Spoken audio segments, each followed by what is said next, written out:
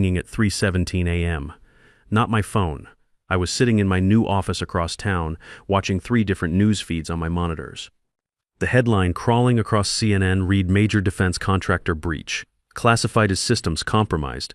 Fox was running with cyber attack cripples military suppliers. MSNBC had Chinese hackers penetrate Pentagon vendors. 72 hours. That's how long it took after they fired me for the whole thing to come apart. My name's Mason Garrett. Friends call me Mac. I'm 49 years old, and for the last 15 years I've been building digital fortresses that keep the bad guys out of places they shouldn't be. Or I was, until some 29-year-old CTO with her grandfather's last name decided she knew better. Let me back up and tell you how we got here. I started Fortress Digital Solutions back when most people thought cybersecurity meant putting a password on your email. Spent my early years in the Corps, did 2 tours in Iraq before I figured out that computer warfare was going to be the real battlefield. Got out, used my GI Bill for a computer science degree, and started small, real small. Just me and a used Dell in my garage, trying to convince local businesses they needed protection from threats they couldn't see. But I had something those college kids with their fancy degrees didn't have. I'd seen what happens when people die because someone makes a mistake. In the Marines, you learn real fast that attention to detail isn't just about looking good on inspection, it's about bringing everyone home. That mindset served me well in cybersecurity. When you're protecting systems that control missile guidance or troop communications, you don't get second chances. By year 3, I had my first government contract. Small stuff, but it got my foot in the door. By year 7, I was protecting Fortune 500 companies. By year 12, the Pentagon was calling. And by year 15, Fortress Digital was the go-to shop for anyone who needed their networks locked down tight. I built my team the same way I'd want a squad built. Jordan Mills came over from Army Intelligence. Guy could spot a threat pattern from 3 time zones away. Hunter Davis was ex-Navy, specialized in network architecture, could build you a digital maze that would confuse the NSA. Owen Patterson was former FBI, knew how to respond when the alarms went off. Gabriel Stone was the lockpicker, spent years with Air Force doing penetration testing, could break into any system and then show you how to fix it. Ryan Torres was the designer, built security like he was designing a fortress to last 1,000 years. We weren't the biggest shop, but we were the best. And we all understood something that the business school kids never learned. Security isn't about convenience. It's about keeping the wolves out, even when everyone's complaining that the door is too heavy. Every Friday after work, we'd meet at Murphy's Tavern. Nothing fancy, just a place where veterans could drink a beer and not have to explain why certain sounds made them flinch. We'd sit around the corner table, challenge coins lined up between the beer bottles, sharing stories about the threats we'd stopped that week. Jordan would tell us about the North Korean hackers trying to break into defense contractors. Owen would update us on the Russian groups probing financial systems. It wasn't just work talk, it was brotherhood. When you've all served, you understand that some things are worth protecting. That's where Rachel Whitfield came in. Rachel was 29, fresh from Stanford, with an MBA and all the latest ideas about digital transformation and AI-driven solutions. She was also Howard Whitfield's granddaughter. Howard was the chairman of Apex Industries, our biggest client. When Howard decided it was time for fresh thinking in their technology leadership, guess who got the promotion to Chief Technology Officer?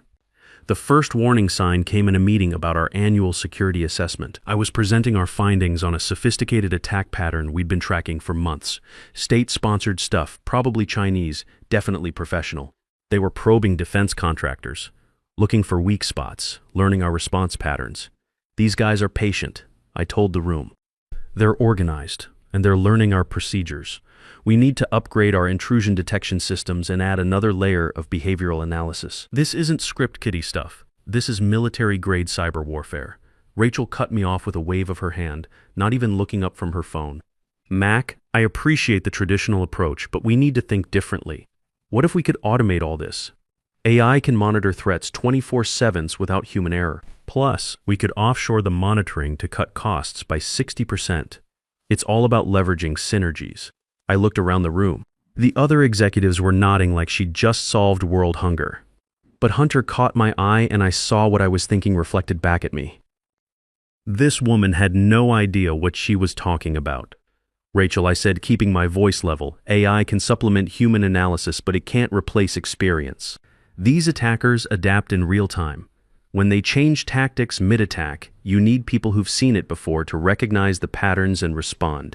She gave me this condescending smile, the kind you'd give a child who doesn't understand why they can't have ice cream for dinner. That's exactly the kind of legacy thinking that's holding us back. We need to move fast and break things, not build bunkers when we could be building bridges. The future is about automation and efficiency, not expensive human resources. Legacy thinking. I'd been protecting their networks since before she knew what a firewall was. Human resources. Like my team wasn't a group of professionals who dedicated their careers to keeping this country safe. The breaking point came 6 weeks later at the quarterly strategy review. They held it in this glass conference room on the executive floor that looked like a fishbowl. You know, the type designed to make you feel exposed while the executives felt powerful. Rachel was 20 minutes late, didn't apologize, just walked in carrying her oversized coffee cup like it was part of her personal brand. My team sat on one side of the table. Jordan, Hunter, Owen, Gabriel, Ryan. 5 guys who'd collectively prevented more cyber attacks than the rest of the industry combined. Across from us sat Rachel and her new advisory team from Velocity AI Systems, a consulting firm that specialized in disrupting traditional security paradigms. The Velocity kids looked like they'd stepped out of a tech startup commercial. Average age, maybe 25, all carrying identical MacBooks covered in stickers for conferences they'd attended but probably slept through. Their leader was some guy named Brad who kept talking about leveraging machine learning to revolutionize threat detection. I'd looked him up beforehand. 3 years out of college. 0 real-world security experience, but he could talk a good game about algorithms and data models.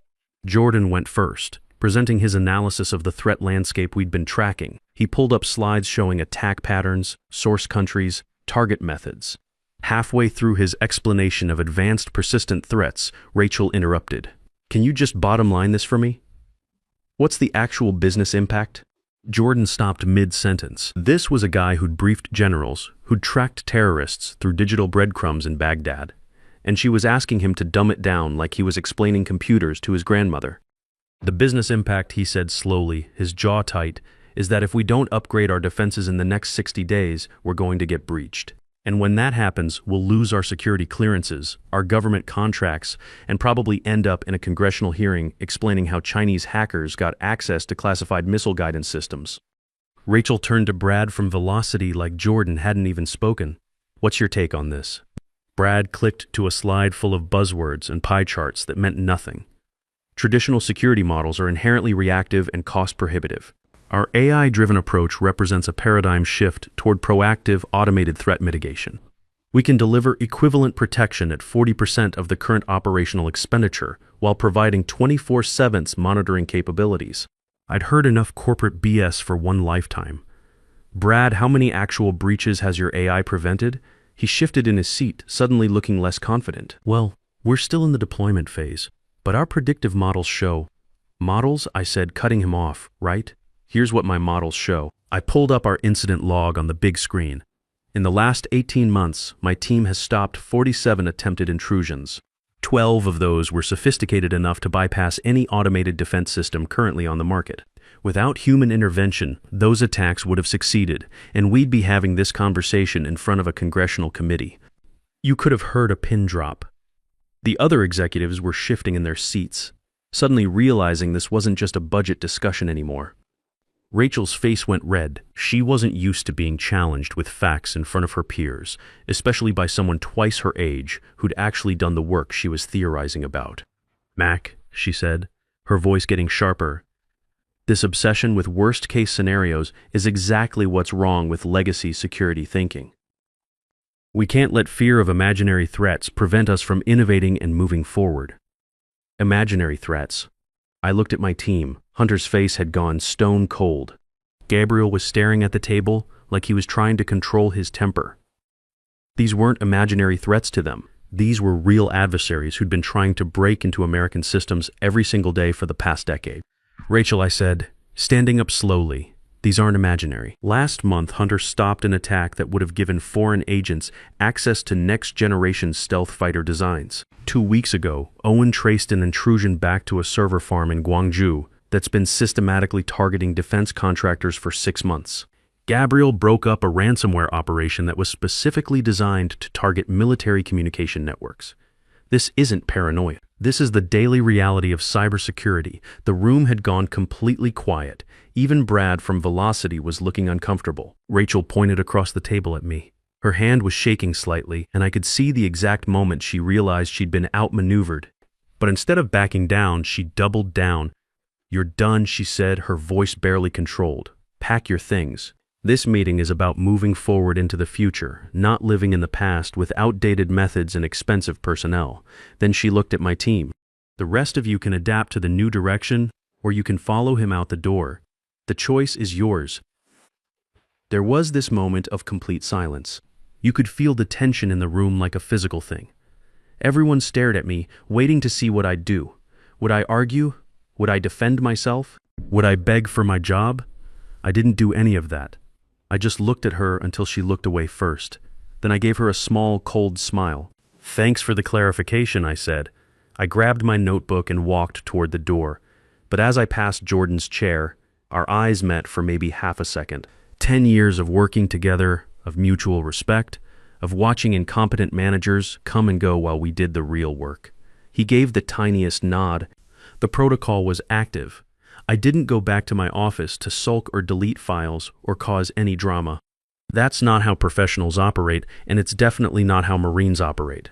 I just packed my personal stuff, my coffee mug with the Marine Corps emblem, the photo of my daughter Sarah at her college graduation, the one where she's wearing my old dress blues, my challenge coin from the 3rd Marine Expeditionary Force, the one they gave me after my second tour. As I walked toward the exit, carrying my box of personal items, something happened that I'll remember for the rest of my life. One by one, my 5 specialists stood up from their desks. Jordan closed his laptop and slipped it into his bag. Hunter rolled up the network diagrams he'd been working on. Owen unplugged his workstation and started coiling the cables. Gabriel and Ryan both stood up and placed their security badges on their desks. 5 small plastic rectangles on white surfaces. Then they fell in line behind me. We walked out of that building together, 6 of us, calm and professional. The security guards in the lobby watched us, confused, but they didn't try to stop us. What could they do? We weren't yelling, we weren't protesting, we weren't making a scene, we were just leaving. Rachel Whitfield thought she'd fired 1 employee and scared the rest into compliance. What she'd actually done was unplug her entire security infrastructure from its power source that night. We weren't sitting at home feeling sorry for ourselves. We were in the office space I'd been quietly leasing for 2 years, paid for from a joint account we'd all been contributing to. Call it insurance. I'd always known a day like this might come. Competence threatens insecure people, and there's always some MBA who thinks they can automate experience. The energy in that room wasn't sadness or regret. It was focus, purpose. Jordan was already setting up secure communications. Hunter was sketching network architectures on a whiteboard. Owen was reviewing our client contacts, figuring out who we could trust. We ordered pizza and worked until 2 a.m., building the foundation of what would become Garrett Security Solutions. "You know what's going to happen," Gabriel said around midnight, leaning back in his chair. "They're going to get hit, and they're going to get hit hard." "How long you think?" Ryan asked. I looked at the timeline Jordan had sketched on the whiteboard. 72 hours, maybe less. The attackers have been probing for months. They know our response patterns better than Rachel's new AI does. They've been waiting for exactly this moment. 3 days later, the attacks started. My sources inside Apex told me what happened. Rachel's new AI system was getting alerts all right, but nobody knew how to interpret them. The Velocity kids were staring at dashboards full of red warnings, frantically searching through documentation that might as well have been written in Sanskrit. Brad was on conference calls with his company's support team, who were based in India and had never seen a real attack before. The attackers had been watching, learning, waiting for exactly this moment. They'd mapped our response procedures, studied our team's patterns, and when they saw the human expertise walk out the door, they struck. It started small Tuesday morning, probing attacks, testing the new defenses. The AI caught some of it, flagged it as suspicious activity, but without experienced analysts to recognize what they were seeing, nobody understood the significance. The alerts piled up in queues, unread and unanalyzed. Tuesday night, the real assault began. A coordinated attack across multiple vectors, designed to overwhelm automated defenses. The kind of sophisticated operation that takes months to plan and resources only nation-states can provide. The first system to fall was Apex's classified development network. Within 6 hours, the attackers had access to next-generation missile guidance systems, encrypted communications protocols, and stealth technology that wasn't supposed to exist outside a secure facility in Nevada. By Wednesday morning, 3 other major defense contractors had been compromised. Companies that relied on Apex's security infrastructure were reporting breaches. Financial systems were corrupted. Supply chain management systems were down. The attackers weren't just stealing data. They were proving a point. They were showing the world what happens when you replace expertise with automation. I sat in my new office watching it all unfold on the news feeds. CNN was calling it the most serious cyber attack on American defense contractors in history. The Pentagon was scrambling. The FBI's cybercrime division was mobilizing emergency response teams. My phone started buzzing around noon Wednesday, not Rachel. She was probably too proud or too scared to call, but General Diana Foster from the Pentagon, she called. Mac. Her voice was tight with controlled anger. What the hell is going on over there? We've got Chinese fingerprints all over systems that were supposed to be bulletproof. General, I said, those systems were bulletproof when my team was running them. There was a pause. Where's your team now? Right here with me, ma'am. Same place they've been for the last 72 hours. Can you fix this? We can fix anything, General. Question is whether Apex wants it fixed badly enough to pay market rate for expertise they threw away. The emergency board meeting happened Thursday afternoon. I knew because my sources inside Apex were keeping me informed. The video conference grid was full of grim, angry faces. Howard Whitfield looked like he'd aged 10 years since I'd last seen him. Next to him were client executives, Pentagon officials, FBI cybercrime specialists, and a very uncomfortable-looking Rachel. She was trying to explain the unprecedented nature of the attack and the limitations of current technology. Nobody was buying it. The damage reports were rolling in by the hour, $50 million per day in delayed military procurement. 3 defense contractors had lost their security clearances. Congressional hearings were being demanded. Finally, General Foster spoke up. I don't want to hear about your technology limitations. 3 months ago, Garrett's team stopped attacks like this every week. We never had a breach, never lost a clearance, never missed a deadline. Where are they now? Howard Whitfield looked at his granddaughter. His face said everything. She'd been his golden child, his vision for the future. Now she was the person who'd endangered national security for the sake of cutting costs. Get Mac on this call, he said quietly. That's when my phone rang. I let it go to voicemail twice before answering on the 3rd call. This is Mac, Mason. This is Howard Whitfield. We need to talk. I'm listening. We need your team back. Name your price. I don't think that's going to work, Howard. Your CTO made it very clear that my team and I represent outdated thinking. I wouldn't want to interfere with all that innovation. There was a long pause. Mason, please. People are going to lose their jobs. The company might not survive this. That's unfortunate, but I'm not an employee anymore. Remember, I'm a business owner. If you want to discuss a consulting arrangement, we can do that. But it's going to be on my terms. 20 minutes later, a new window opened on their video conference. My face appeared on the main screen. I was in my clean new conference room, calm and professional. Behind me, clearly visible through the glass wall, was our company logo, Garrett Security Solutions. And I wasn't alone. My 5 specialists sat beside me, silent and professional. I looked directly into the camera. I didn't acknowledge Rachel at all. I spoke to the board and the government officials. Apex doesn't have a technical problem, I said. It has a personnel problem. And as you can see, the personnel are currently otherwise engaged. I shared my screen. A document appeared. Emergency Incident Response and Ongoing Security Management Proposal. Here's the solution. Garrett Security Solutions will contain the current breach and restore your network security. Our emergency response fee is $15 million, wired in advance before we start work. One of the board members opened his mouth to object, but General Foster cut him off with a look. Keep going. Moving forward, Garrett Security will manage all cybersecurity operations for Apex and its subsidiaries as your exclusive contractor. Annual fee, $18 million. The numbers were deliberately punitive, 3 times what they'd been paying me and my team as employees. It was the price of arrogance and stupidity. Howard Whitfield looked defeated. That's a significant increase. That's the market rate for expertise you can't replace. General Foster said flatly, Sign it. There's one more condition, I said, looking directly at Rachel for the first time. All communications, approvals, and coordination between Garrett Security and Apex will go through a single point of contact. Someone who understands the critical importance of this relationship. I paused, watching her face. That point of contact will be Chief Technology Officer Rachel Whitfield. I watched the color drain from Rachel's face in real time. She understood immediately what I'd just done to her. She wasn't being fired. That would have been mercy. That would have let her leave with some dignity. Maybe find another job somewhere else where people didn't know about this disaster. This was something much worse. She would keep her title, keep her office, keep her salary, but her actual authority was gone. The woman who dismissed my team as expensive human resources and legacy thinking would now spend her days personally approving seven-figure invoices for the people she'd fired. She'd sit in meetings taking notes while we gave her instructions. She'd coordinate schedules and forward emails. She'd become a glorified secretary with a CTO title. And she couldn't quit. Not after this disaster. Quitting would look like abandoning responsibility. Her grandfather's company was hemorrhaging money and reputation because of her decisions. She was trapped. The board had no choice, and they knew it. With the Pentagon and FBI watching, with classified data in foreign hands, with congressional hearings being demanded, they accepted every single term.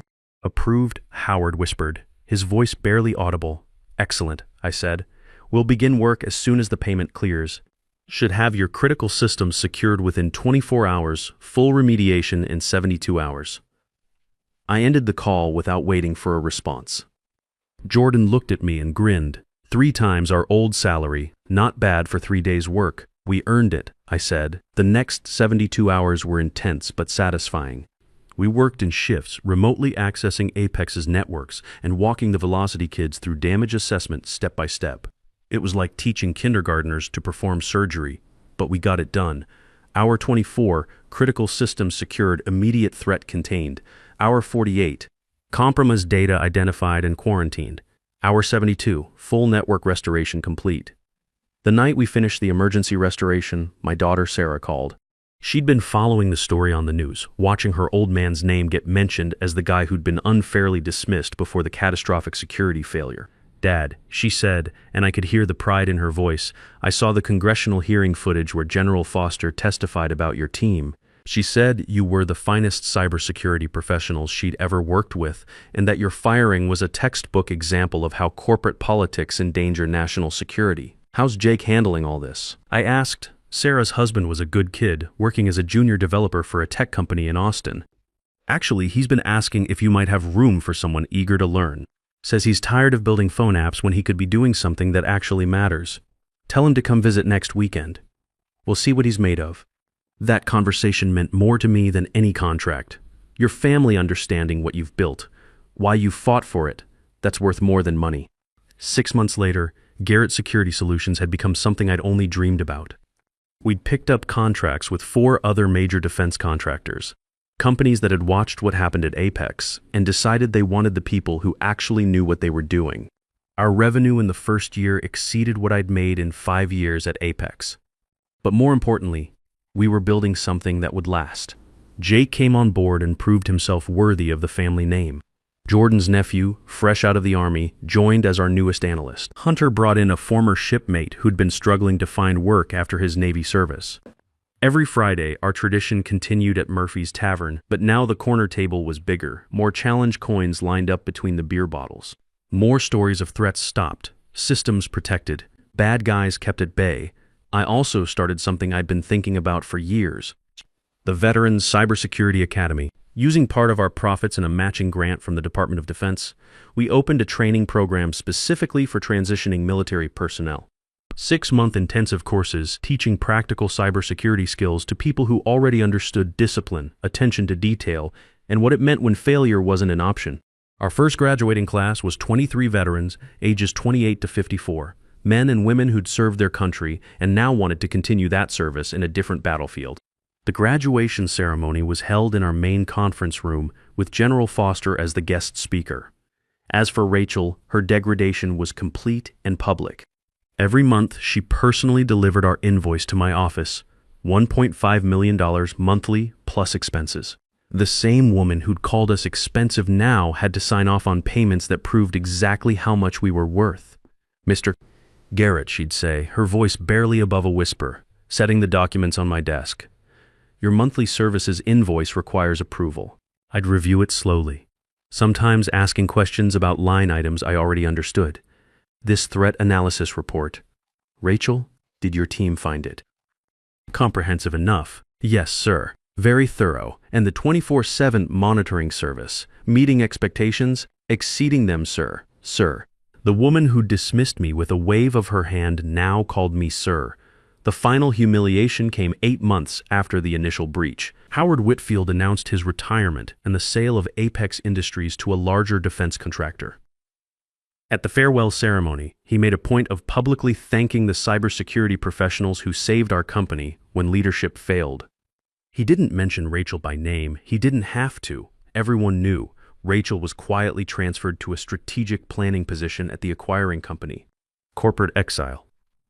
Last I heard, she was managing compliance documentation for a mid-level subsidiary in Ohio.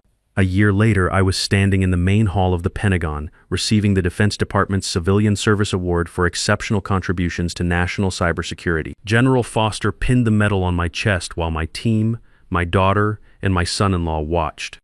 "The United States is safer because of the work you and your team do every day," she said during the ceremony. "Your dedication to protecting our nation's most sensitive systems exemplifies the highest traditions of service." As we walked out of that ceremony, Jake pulled me aside. "Mac, I've been thinking, what if we expanded the academy? What if we could train not just veterans, but their kids? Build something that lasts generations?" I looked at this young man who'd married into our family and proven himself worthy of our name. "You know what, Jake? I think that's exactly what we should do." 3 years after Rachel Whitfield fired me for having legacy thinking, we were training the next generation of cyber warriors, veterans teaching their children, experience passing to youth, tradition building the future. Sometimes the best revenge isn't revenge at all. Sometimes it's just being so good at what you do that they can't function without you, then building something better from the ashes of their mistakes. I took a sip of coffee and looked around my office. The walls were covered with commendations, team photos, and thank you letters from clients. On my desk sat 2 challenge coins, one from my Marine unit, one from the first graduating class of the Veterans Cybersecurity Academy. The phone rang. Another company, another crisis, another group of executives who'd learned the hard way that there's no substitute for competence and character. I picked up on the second ring. "Garrett Security Solutions, this is Mac. Time to get back to work."